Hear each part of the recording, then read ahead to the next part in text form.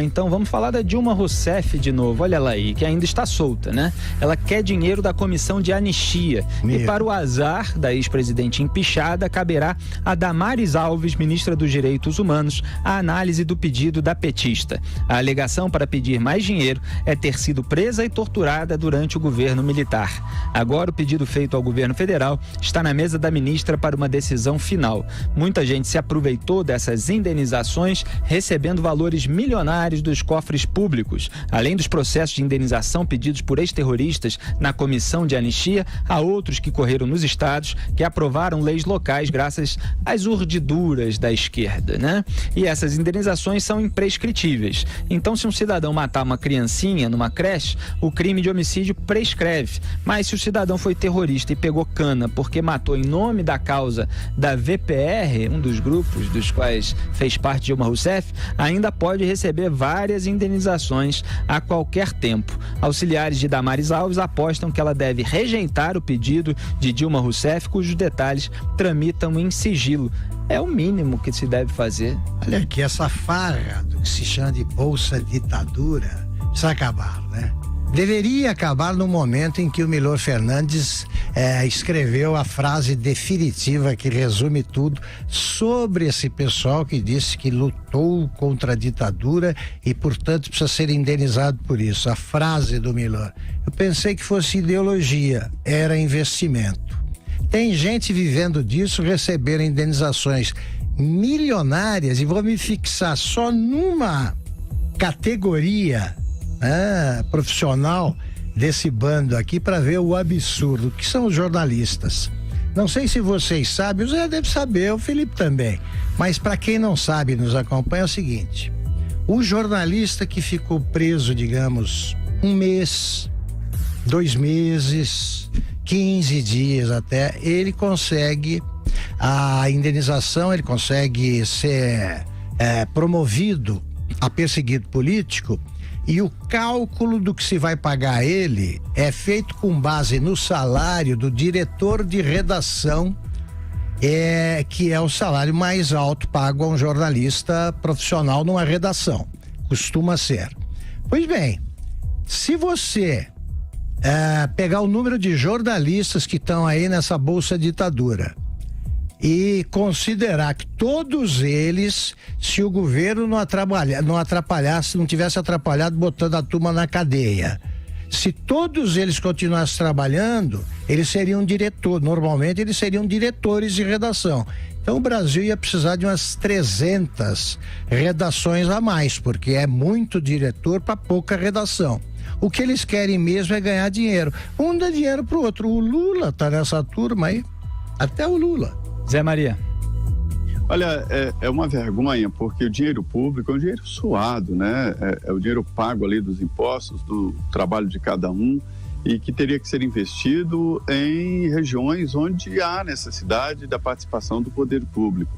E eu vejo por aqui em Brasília, e uma frase que eu repito aqui: quando eu cheguei em Brasília, eu fiz um juramento para mim mesmo de nunca me acostumar com isso e nunca deixar de me indignar com essas situações. Não é um único desvio de dinheiro público, porque isso é desvio de dinheiro público, porque dinheiro público não é para esse tipo de coisa. Dinheiro público é para atender às necessidades, fazer infraestrutura, e isso não significa nenhum lado nem outro. Muita gente recebendo essa Bolsa Ditadura, como diz o Augusto, e a decisão, isso é analisado por um comitê, o comitê totalmente de esquerda e aliados, né? Mas a palavra final será mesmo da ministra. Eu acho uma vergonha, ainda que tivesse direito, uma ex-presidente da República, que já recebe a Bolsa, ex-presidente da República, fazer um pedido assim, né? É isso aí. E eu já escrevi muito sobre esse episódio da Dilma durante o regime militar, quer dizer, o que ela fazia. Na verdade, o que ela fazia exatamente ainda é uma questão obscura, mas ela integrou vários grupos que assassinaram pessoas, né? Não estou acusando ela aqui de ter posto a mão na massa diretamente para matar pessoas, não, mas ela integrava esses grupos que faziam isso. Então, o VPR, para quem não sabe, para quem é jovem, passou a acompanhar a política, às vezes por meio desse programa, programa na corrida eleitoral de 2018, é bom lembrar, a Dilma integrava o VPR, Vanguarda Popular Revolucionária, que foi o grupo que acelerou um carro-bomba com 20 quilos de dinamite para dentro de um quartel-general em São Paulo, despedaçando o corpo do Mário Cosel Filho, um soldado de 18 anos, em junho de 1968. Despedaçou o corpo dele e feriu mais 6 militares. E é esse pessoal aí que fica pedindo indenização. Quer dizer, e a família do soldado não tem indenização, né? Pois é, fica parecendo aquele caso lá do Rio que queriam aprovar vale transporte para parente do criminoso preso, e o parente da vítima para visitar no hospital, para visitar no cemitério, não recebe vale transporte. Então é falta de consciência moral. Tá errado. É isso aí. Tá errado. A Dilma Rousseff, que é o símbolo, né, do, como é que se diz agora, empoderamento, né, feminino. Então é o seguinte, ela entrou numa organização criminosa porque ela estava casada com o sujeito que fazia parte dessa organização. Aí ela se separou dele, se casou com outro militante da luta armada, outro terrorista, e com quem ela teria a filha. E aí mudou de organização porque ele pertencia a outra organização, quer dizer, tinha muita vontade própria, né? Se tivesse casado 5 vezes, ela circularia por 5 organizações terroristas.